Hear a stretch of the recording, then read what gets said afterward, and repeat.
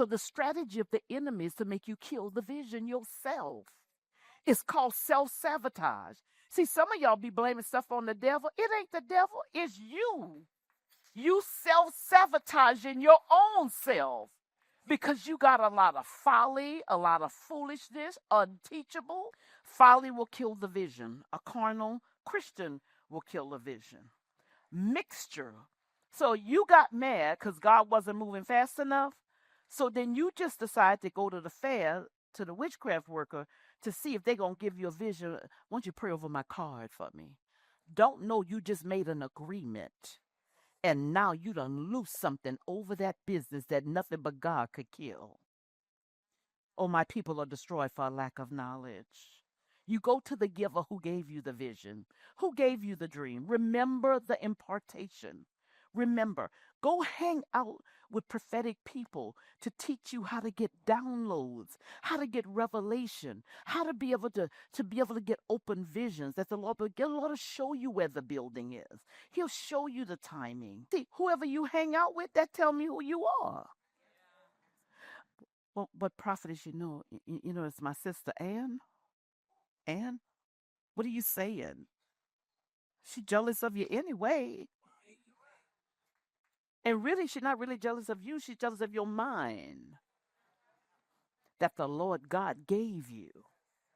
But you go on and love her, but you need to watch her impartation in you. Because that emotional spirit will allow you to allow her in because she's family, but she's she a rebel, and then you lose that rebel in your business or in your vision. You know, family can come in a vision and tear it up, right? Oh Lord, I'm getting sensitive. They're gonna say, "Oh, she meddling now." I am the meddler, sweetie. I am. I'm trying to show you how to be free. And I'm not saying throw sister away. Keep her, keep her. Just keep her at a distance. Go it on and make the millions first, and then wait for her deliverance. And when she start looking like her face and changing, and she don't look like a witch no more, come on, sis. Let me make you wealthy with me. But you better have the eyes to know the season to connect with sis. Let me tell you why. Because sis got part of your blood in you. So it's natural to be able to connect with her and the demons in her. And it will affect your business. Because see, and guess what they know how to do? They know how to pull on that emotional strain. Oh my goodness. I didn't want to do this in Atlanta. Okay, so what is the mindset of visionaries? So there is several different mindsets and things that will hinder the vision. You got to let me help you to produce the vision right now. So you have to understand, let's look at David for a moment. You know, he knew how to communicate the vision. He did. His vision was not all about him. David knew how to think legacy. He was already preparing Solomon. He thought Ammon was going to be it, but he was preparing Solomon. You have to prepare for the vision. So you're going to have a vision that's only just about you and paying your light bill and your kids for right now? What? That ain't vision. That's just temporary needs. Real vision makes it so your son go in college and straight into a business. His house is already paid for. His car's already there. He already ready to preach and open a business all at the same time.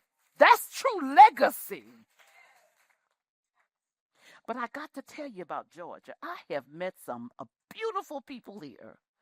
And I've never seen people. I said, well, what do you do? I'm the makeup artist. I drive trucks. I do this. I'm going to school. I was like, oh, I love the spirit in this place. Oh my God, so not lazy people. Well, let me equate that to the vision.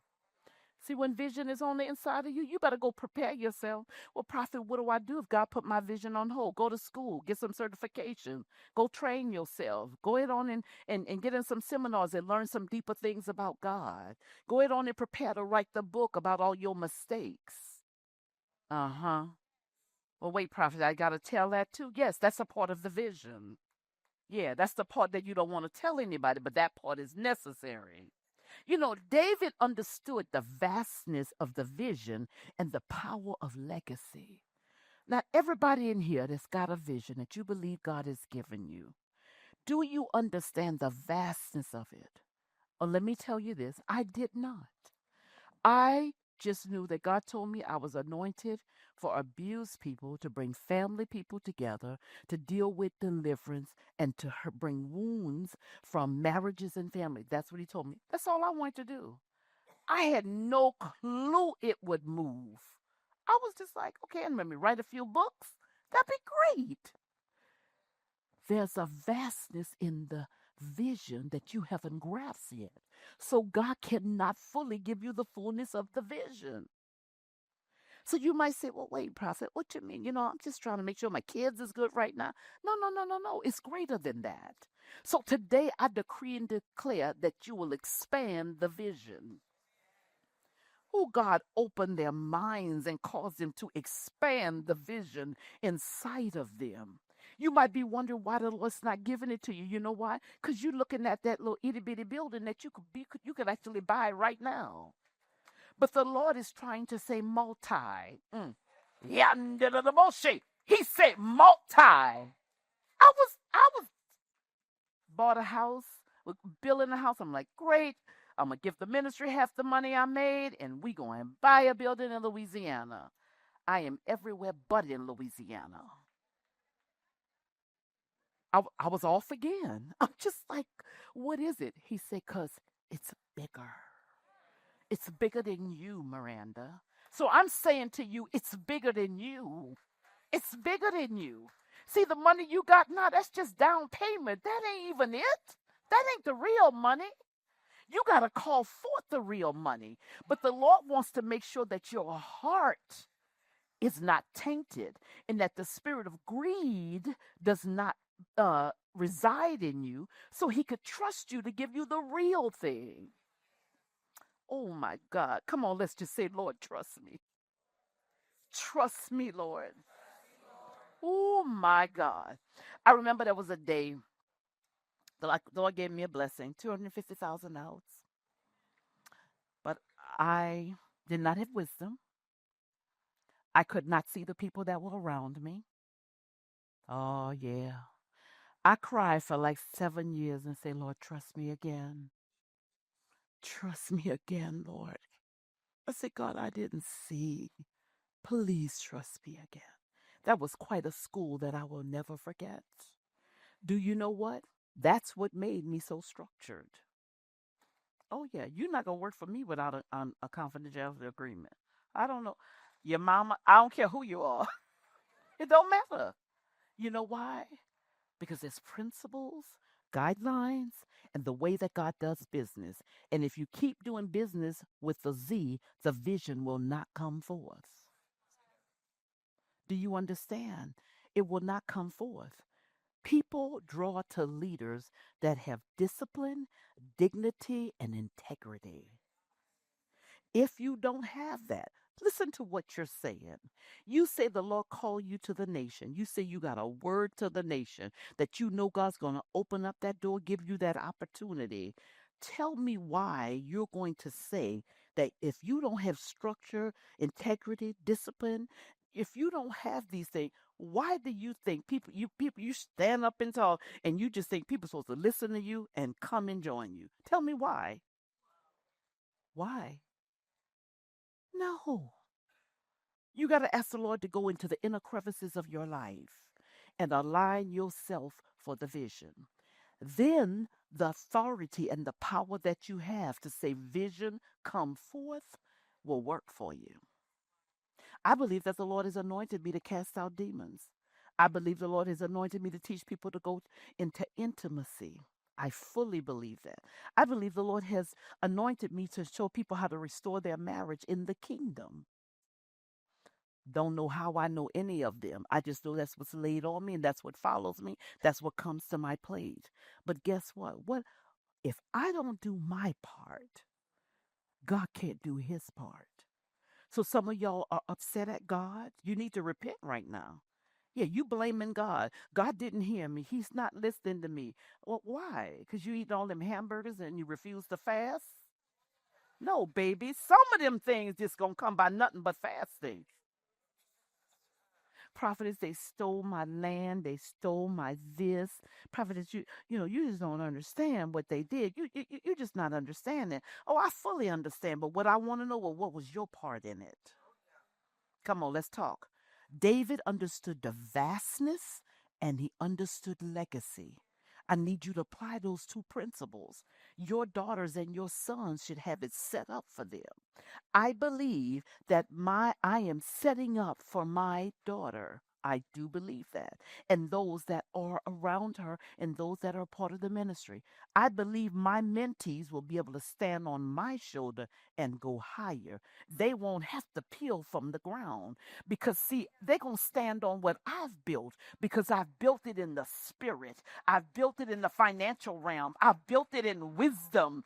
I've built it in walking in holiness. I've built it. See, I did my years of foolishness.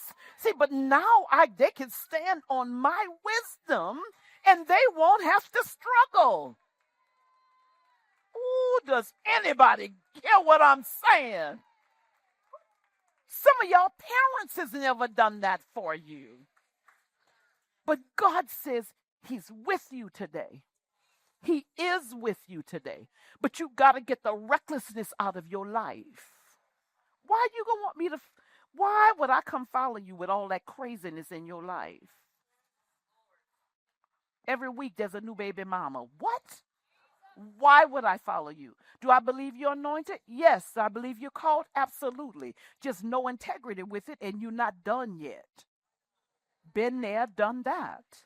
But there will be a day of polishing where the Lord will begin to draw you into his word and put his word in you and make you anchored. You might wonder what you're missing. You're missing the anchoredness. That's what you're missing. And all you have to do is say, God, blow a wind on the areas in my life that I cannot see. Make them known to me. And the Lord God will make them known to you. David saw vision in the present and in the future. This is why you will call his vision prophetic. He was able to see where he was at the time and what was to come. David's vision was clear. He made it clear, and it was clear on what was his charge. You know, the Lord told him that he had a vision. He got an assignment from God to literally construct the temple. But do you know the Lord told him what he could not do because of blood on his hand? Oh, come on. I'm telling you, that's an answer right there. The blood on his hand allowed him to not be able to do it. So he had to pass it on to his son. Somebody need revelation to that. Get the blood off your hands. Just say, Lord, bring it before the Lord. Do you know that there are things that will cut finances off of you? There are things that will kill the favor in your life. There are things that you will do that will cause doors not to open. See, now, when you're young, you don't know, you just feel like the world is your oyster. You can do whatever you want. But guess what? There's a price for everything that you do. But thank God that the Lord gave us his word in the courts of heaven, that we can go there and go boldly to God and state our case and put that stuff under the blood and literally turn and walk in the fullness. There's many types of mindsets, and I want you to choose which one you're going to do today. Now, there are some mindsets and some bondages which keep you from birthing. The first one is the most one that hinders vision: lust. Lust will change your mind as a visionary. You will forget all the great things God said. You will forget the vastness of the vision. Lust literally slows your thinking up, and it kills the capacity inside of you. Because lust comes to consume you. Vision is supposed to consume you because it's from God, it's holy, and it's something to draw on for the future. But lust paralyzes you. Sometimes when people come in, they'll say, Prophetess, can you help me to know, what's stopping me? Why is it? Tell me what's stopping me. And I said, okay, you really want to know? I said, let's go through some checks. Are you keeping it holy? Well, because see, lust paralyzes the mind. Now you have to understand, lust goes after vision because vision is where your creativity is. This is creativity will cause you to be so on high for God because creativity comes from God. Think about an artist. Oh my God, they just get downloads. I've been times some mornings I'll get up running looking for something to write because I'm so excited because a download comes. But when that download starts coming, it sets my fire. My spirit get on fire. I guess out the whole day I'm walking on air because my God told me this, and I'm thinking about, oh my God, it's gonna be like this, it's gonna be like this, and then I'm constantly getting revelation. Oh my God, we're gonna do this, right? But when lust comes in, it goes straight for the creativity. It goes straight for your education. Lust make you lazy. So you next thing you're in college, brilliant engineer, close to your time of graduating. And then all of a sudden you get lax. All of a sudden, you finding your happiness in the phone somewhere on somebody's website that know it's not right. But that thing is filling you and it done hooked you. So now you've lost the passion for vision. Oh my goodness. Rejection will change the mindset of a visionary. It will. Because rejection make you emotional. It does. Rejection will help you to deal in the pain, and you live in the emotions of the pain that somebody says something to you at 6 years old. You are stuck there. So now your mind is so paralyzed, it can't receive the new things. The spirit of comfort, it limits your capacity. It makes you hard to accept change. Now, this is what I'm going to say. See, when you begin to get up age, you better start talking to yourself. You better command that mind to be renewed in God. You better you remind yourself of the vision that God has given you. Because that spirit of oldness can come and paralyze you and say, it's over. You done missed the season. You can't do it. Well, guess what? I'm here to tell you the season is not over yet. You're actually at the ripe age because you got wisdom and you're no longer a foolish person. So now God can trust you with the vision and allow the vision to come forth. Now you have to understand the spirit of comfort make you relax and you settle. You good. Oh well, that could have been. Maybe somebody else supposed to do it. So there's two mindsets I want to talk to you about. Number one is the entitled mindset. There are visionaries who get to the point because they don't want to labor for the vision. They want to say they got the vision, but they want me to birth it for them. So this is what they do. They are blind to the brilliance of the vision. The mind is lazy, so they don't understand the fullness. God gave them a pattern for the vision, right? But he really waiting to give them the fullness of it. Some of y'all have launched something. You say, Prophetess, I don't know. I launched it. I thought I followed God. I said, oh, you sound like you lack instructions. You took the first thing you heard. You didn't wait for the breakdown of the vision. Somebody was saying, no, God, I'm anointed to preach. We're going to open up a church today. And then you wonder why all of a sudden you got goats and everybody's fighting and it's not working. You didn't get the fullness of it. Turn to your neighbor and say, I need the fullness. You think just because this is God, everybody should get on board. Most anointed visions are attacked. Most of them, the enemy goes after to shut them down.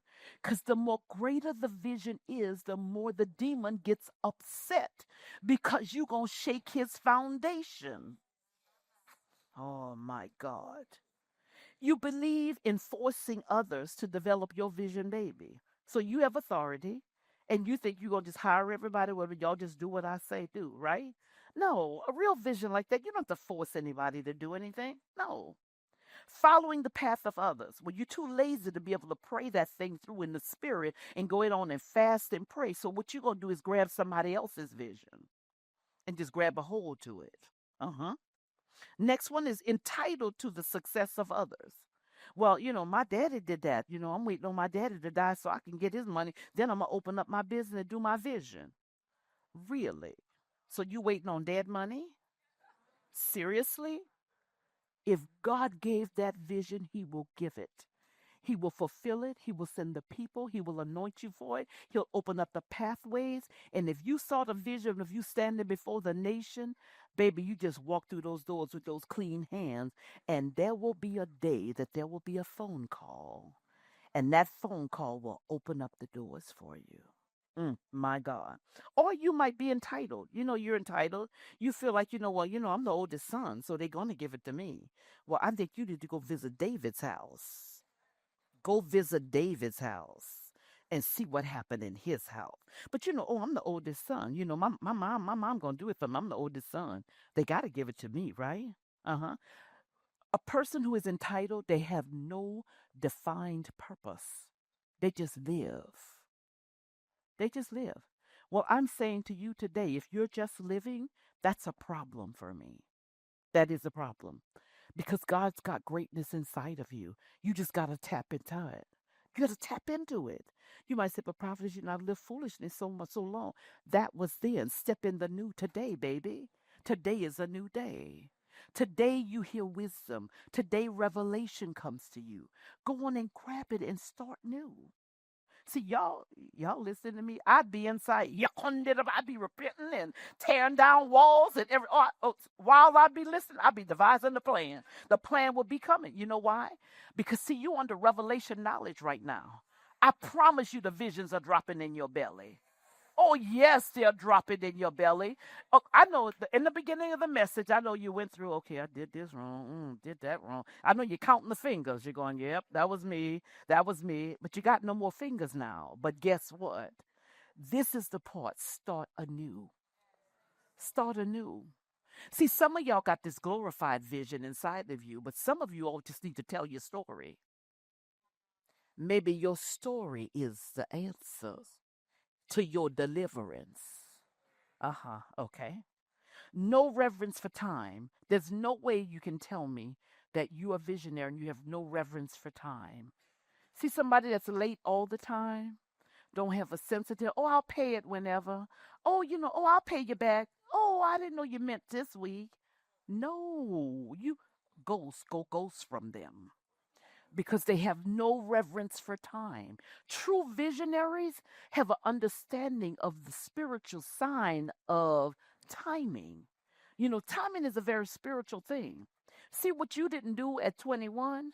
So you missed it. So that meant you had to go another whole cycle around the mountain before you got up into 25. You missed it then. Then you said, well, I'm young. I'm out of college. It's time for me to just be happy and do some things. Okay. So that's the reason why the people at 30 are now buying their houses, their boats, and launching ministry and all of that.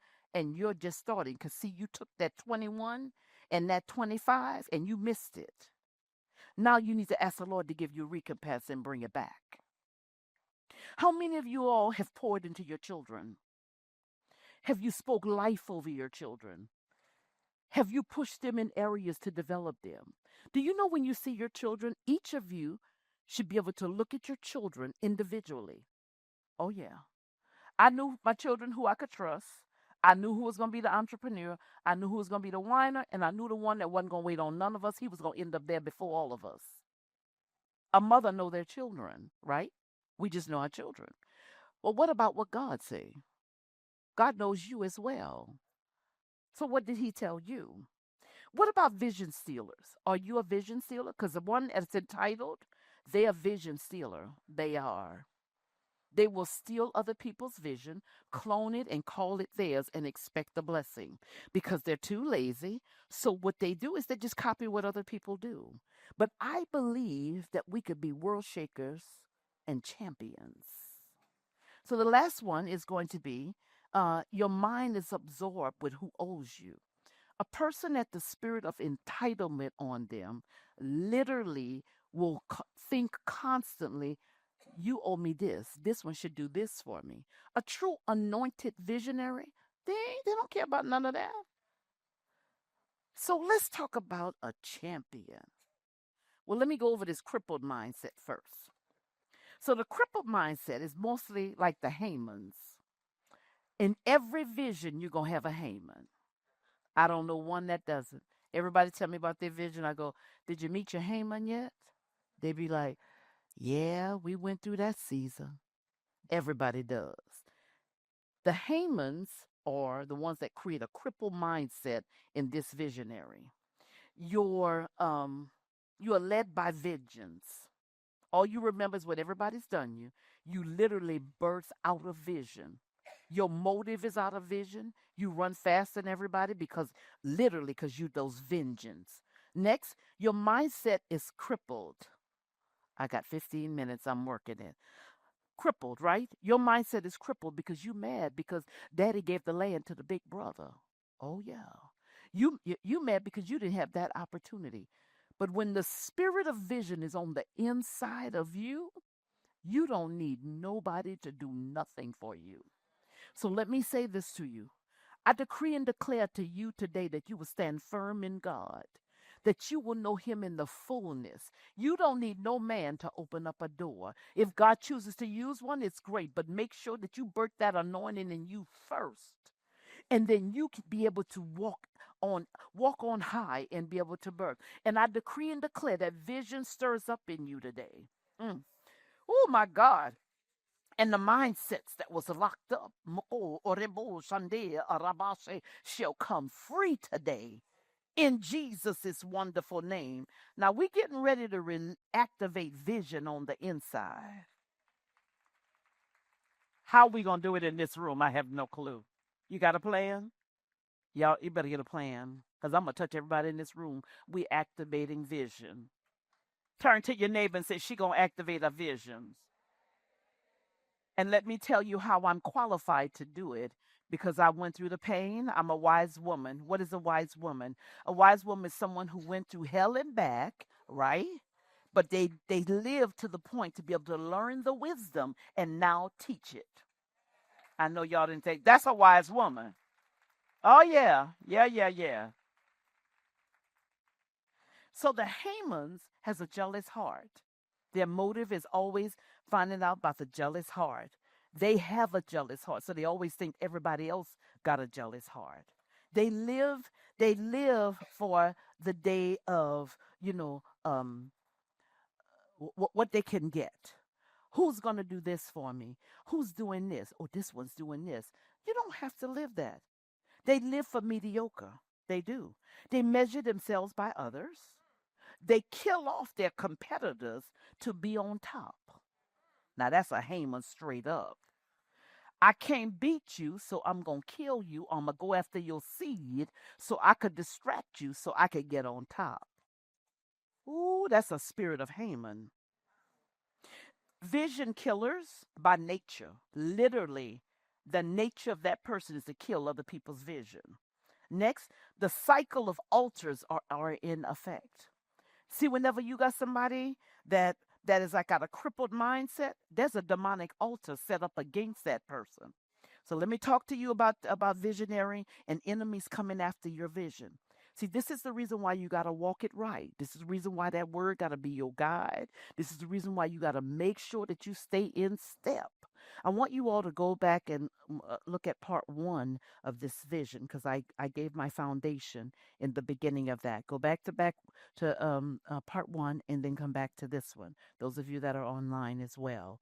Also, you have to understand that when those altars has been set up in your name, somebody got to come to a spiritual place to kill that.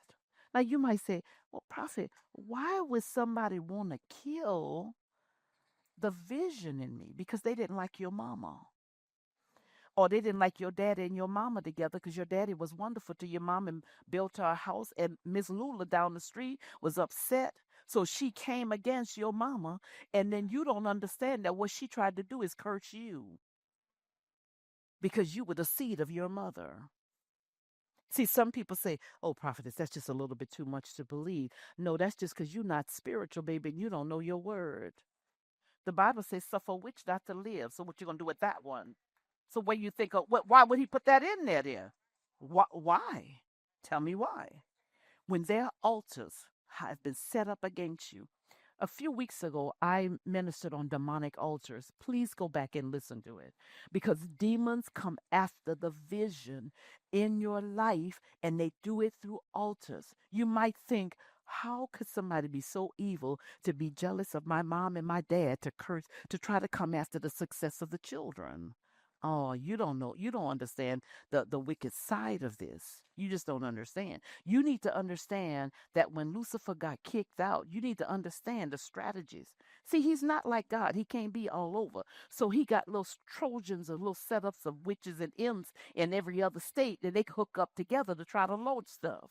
But this is the reason why you got to be knowing that your vision comes from God. You strapped in the word, your hands are clean, and all you do is know how to work the word. I published a book about 2 years ago called The Prophetic War and Decree, and that book teaches you how to war. Well, see, I was in a season where I had to learn how to war. You need to know how to war. No great vision. If you think your vision is great, no way you're going to have an easy peasy. Not if it's going to glorify God. Now, if you kind of dip in a little bit side, kind of, working on the left side a little bit, well, yeah, he'll let that succeed. But if you walk in it for God, you're going to have to pray that thing through. That's the reason why you start with prayer, you end with prayer. That's the reason why your spiritual eyes has got to be open up. See, you're going to love whenever you begin to walk in the spiritual realm. You will love it. Can you imagine not having to go to anybody, just talk to God, and you have a visitation and God gives you revelation? Can you imagine just waking up and all of a sudden the Lord show you and you tell you what, baby, I got a word. The Lord gave me this and the Lord gave me this. And you know what? All you doing is looking for your pastor, somebody gives you confirmation on time. That's it.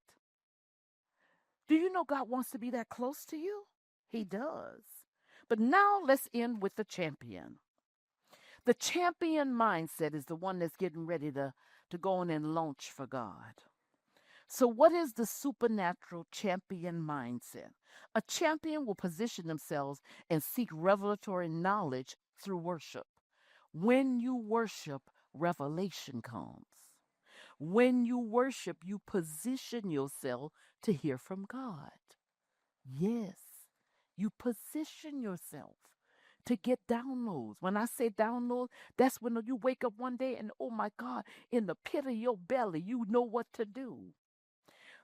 A champion revelation is needed by God. They live off revelation.